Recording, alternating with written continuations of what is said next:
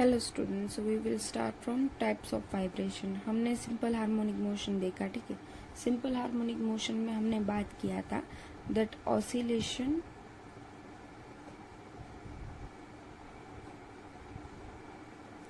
And vibration.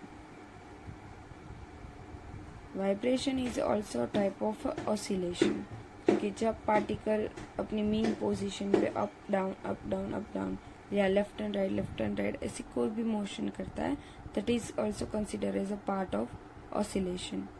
So vibration is also type of oscillation. So there are many several types of vibration, but here we are considering three. Okay, free and force vibration, undamped and damped vibration, longitudinal, transverse and a torsional vibrations.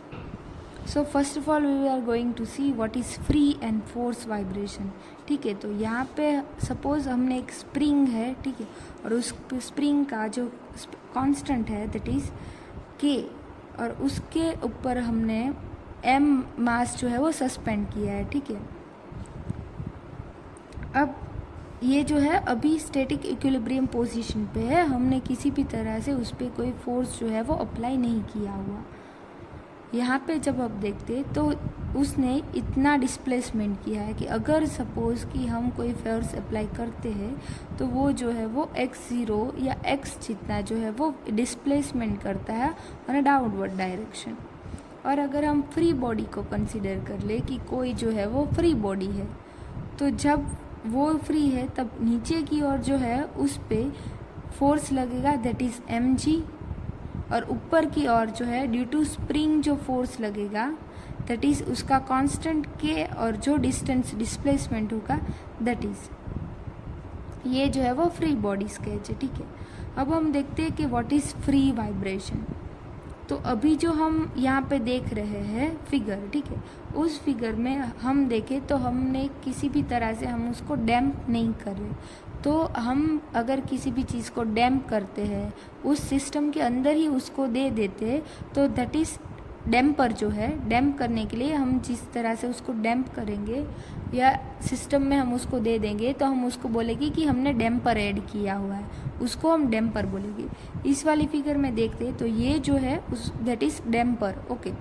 तो यहाँ पे first वाली figure में अगर हम देखें तो हमने किसी भी तरह से सिस्टम में उसको इंट्रोड्यूस नहीं किया, तो वो जब है उसको कहते हैं दैट इज़ फ्री वाइब्रेशन, और किसी भी तरह से हमने उसको डैम्पर नहीं डाला उसमें, so that's why it is undamped free vibration.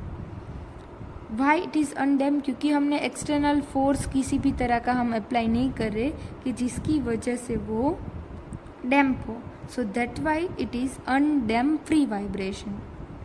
जब हम यहाँ पे किसी डैम्पर को यूज़ करते हैं सो वो क्या होगा कि वो सिस्टम के अंदर से वो डैम्प होगा, ठीक है, बट कोई एक्सटर्नल फोर्स हम उस पर अप्लाई नहीं करें, ये सिस्टम में इनबिल्ट ही हमने रखा हुआ है। So it is damped free vibration. ये फ्री वाइब्रेशन तो हो गए, बट कैसे हो गए, डैम्प हो गए।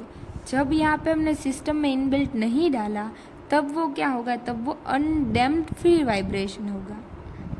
अब देखिए कि उसको अनडैम्प, वैसे तो आइडली अगर हम कोई भी सिचुएशन ले तो वो किसी भी तरह से कोई भी इन आइडल कंडीशन वो अनडैम्प कह सकते हैं in ideal condition, but in case of real condition there is no any undamp situation, okay.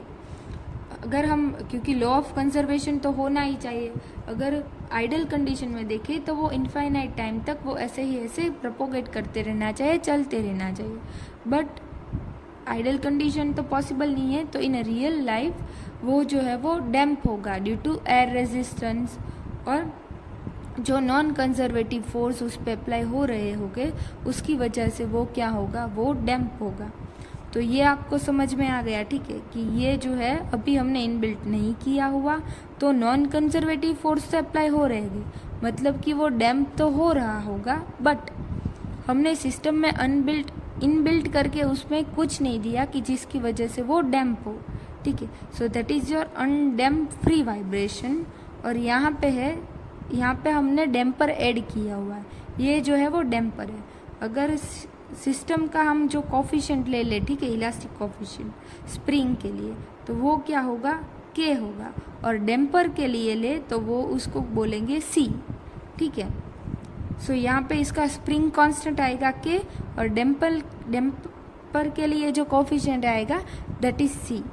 अब इसमें हम क्या कर रहे हैं कि डैम्पर जो है वो ऑसिलेशन डैम्प कर रहा है। जब हम एक बार एक्सटर्नल फोर्स अप्लाई कर देते हैं तो वो जो है उसका vibration up and down start हो जाता है, ठीक है, स्प्रिंग का।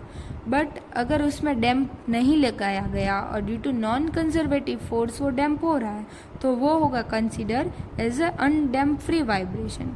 जब डैम्पर लगाया गया है और ड्यू टू दैट वो जो है वो डैम्प हो रहा है तो उसको हम कंसिडर करेंगे डैम्प फ्री वाइब्रेशन। और अगर हम डैम्पर भी लगाया हुआ है और हम ऊपर से उसको फोर्स अप्लाई कर रहे हैं डैम्प करने के लिए, ठीक है, force, we are applying force to stop the vibration, तो उसको हम और इनपुट दे रहे हैं तो वो क्या होगा, और जल्दी से वो डैम्प होगा, तो उसको हम बोलेंगे फोर्स वाइब्रेशन। अगर वाइब्रेशन करने के लिए फोर्स अप्लाई करें और उसको डैम्प करने के लिए फोर्स अप्लाई करें तो इसको बोलेंगे हम फोर्स वाइब्रेशन। तो ये जो है वो क्लियर हो जाना चाहिए, ठीक है। If a system vibrates on its own without, ठीक है, सिस्टम अगर वाइब्रेट कर रहा है विदाउट एनी एक्सटर्नल फोर्स, कि हम वो वाइब्रेट कर रहे हैं, हम कोई फोर्स उस पर अप्लाई कर नहीं रहे, ठीक है, without any external force, once an initial disturbance is given such a vibration is called free vibration, ठीक है, कि जब हमने अप्लाई कर दिया, ये खास याद रखना है, ठीक है, initial disturbance, once we are applying initial disturbance, जब हम इनिशियल डिस्टर्बेंस अप्लाई करते हैं उसके बाद हम किसी भी तरह से एक्सटर्नल फोर्स अप्लाई नहीं करते तो वो जो वाइब्रेशन होगा उनको हम फ्री वाइब्रेशन बोलेंगे। If a system vibrates under the effect of external force, अब वो वाइब्रेट कर रही है, हम उसको एक्सटर्नल फोर्स दे रहे हैं, then such vibration is called force vibration, ठीक है। अब हम देखते हैं अनडैम्प एंड डैम्प वाइब्रेशन। तो सिंपल है, अनडैम्प में क्या होगा कि हम किसी भी तरह से उस पर फोर्स अप्लाई नहीं कर रहे हैं, आइडल कंडीशन जाएगी, so that is consider in undamped. और जिसमें हम बाहर से फोर्स अप्लाई कर रहे हैं और ड्यू टू दैट वो डैम्प हो रहा है तो वो आएगा डैम्प फोर्स में, ठीक है। If no energy is lost or dissipated, मतलब क्या हो रहा है कि एनर्जी हमने जो दी है वो कहीं पे लॉस्ट हो ही नहीं रही है, वो कंटिन्यू हो रही है इन अ फ्रिक्शन, किसी भी तरह से कहीं पे भी लॉस नहीं हो रही, और in any other resistance during vibration, then such a vibration are called as a undamp vibration. मतलब कि फ्रिक्शन भी हम कंसिडर नहीं कर रहे, वो जो है वो कंटिन्यूसली वाइब्रेट ही हो जा रहा है, ठीक है, तो that will vibrate up to infinite time, जब तक हम उस पर कोई फोर्स अप्लाई नहीं करेंगे। लाइक न्यूटन्स लॉ, कि न्यूटन्स का जो फर्स्ट लॉ है वो क्या बोलता है कि अगर हम किसी भी चीज़ पे कोई एक्सटर्नल फोर्स, बाह्य बल अप्लाई नहीं करते तब तक वो जो है वो उसकी जो ओरिजिनल कंडीशन थी, स्टार्टिंग पॉइंट था, वो जो सिचुएशन होगी वो ही कंटिन्यू करेगा। If it is in motion तो वो मोशन में रहेगा, अगर वो स्टैटिक है तो वो स्टैटिक जो है वो फॉर्म कंटिन्यू रहेगा अप टू इनफाइनाइट टाइम। सो वैसे ही आइडल कंडीशन में हो जाए कि अगर हमने एक बार उस पर फोर्स अप्लाई कर दिया तो जब तक हम उसको रोकने के लिए कोई फोर्स अप्लाई नहीं करते वो कंटिन्यू करेगा अपनी मोशन। बट इन आइडल सिचुएशन ये होगा, बट अगर आइडल सिचुएशन नहीं होगी, हम रियल कंडीशन में देखते हैं तो क्या होगा कि वो जो है वो due to air friction, air resistance, वो जो है वो डैम्प होगा। So if energy is lost in a friction then such a vibration are called damp vibration, that is in real life। तो ये जो अगर हम उसका एम्पलीट्यूड कांस्टेंट रखते हैं, वेवलेंथ उसकी through out the time constant रहती है तो वो क्या बोलेगा, अनडैम्प वाइब्रेशन।